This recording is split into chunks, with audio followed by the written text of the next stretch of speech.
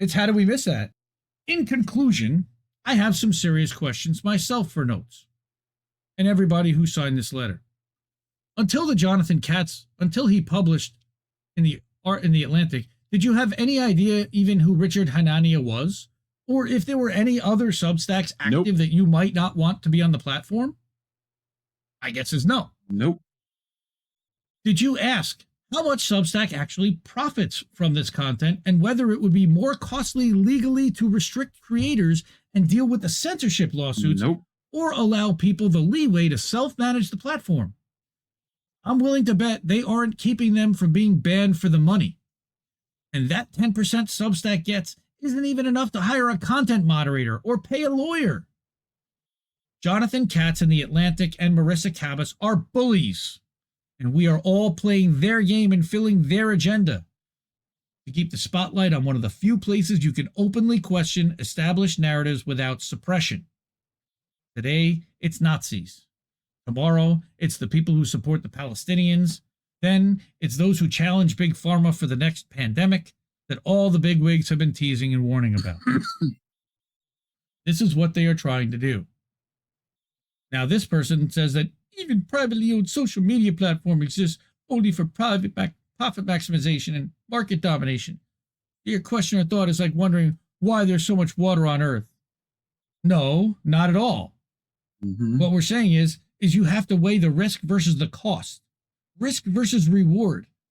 And even if these 200 people leave Substack and take their entire audience with them, how many people does that actually represent monetization-wise? Is that really going to hurt so badly Substack's bottom line that they're going to compromise on the principles of the platform?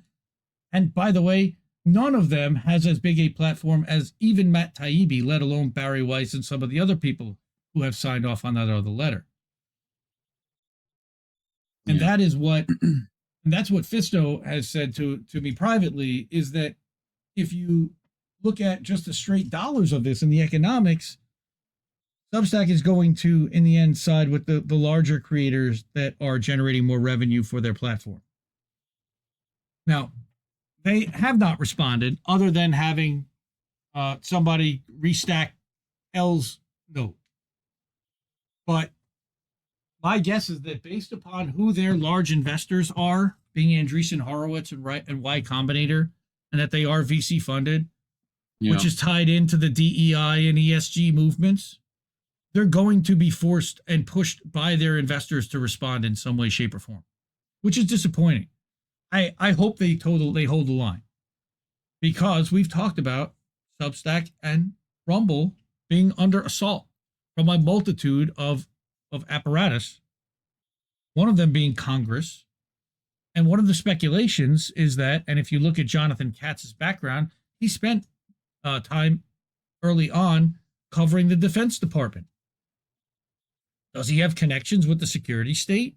I'm not going to speculate one way or another. I'm asking questions. I don't know. But I'm going to find out. Oh, yes, you can be sure I'm going to look into this and we're going to find out. What are those connections? FBI, open up!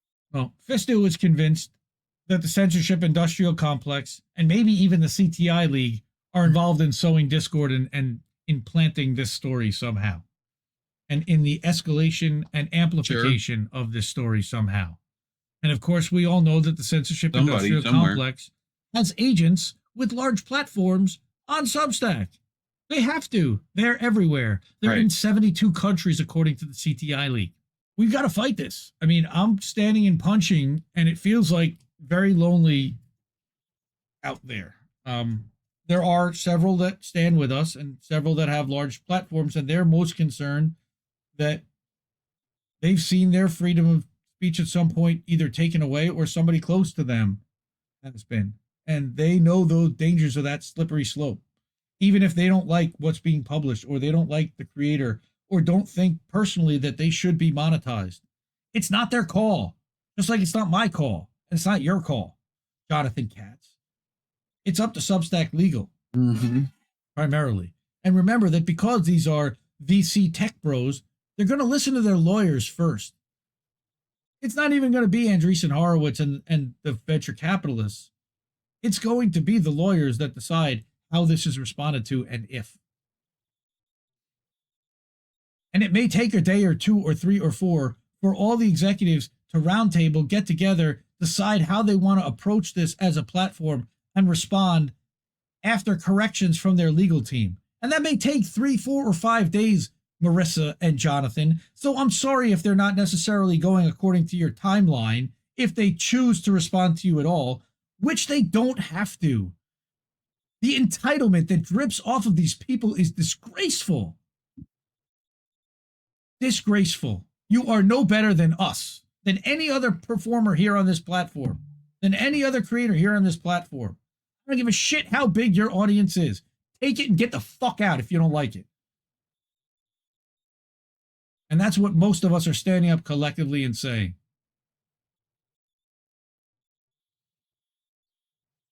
So, yeah, I don't know how many of you spend any time over on Substack Notes. I actually do like it as a social media entity. I've met a ton of really cool people and found a ton of newsletters and a ton of different writing and people that I would never have found otherwise if it weren't for that new medium that opened up in April. I've been a big embracer and fan of that system.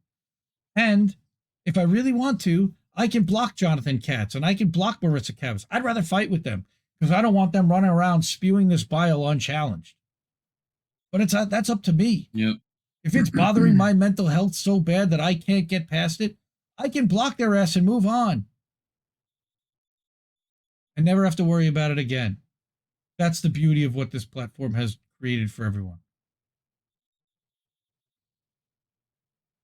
So, this was a one-story, really a one-story story tonight, a one-story show.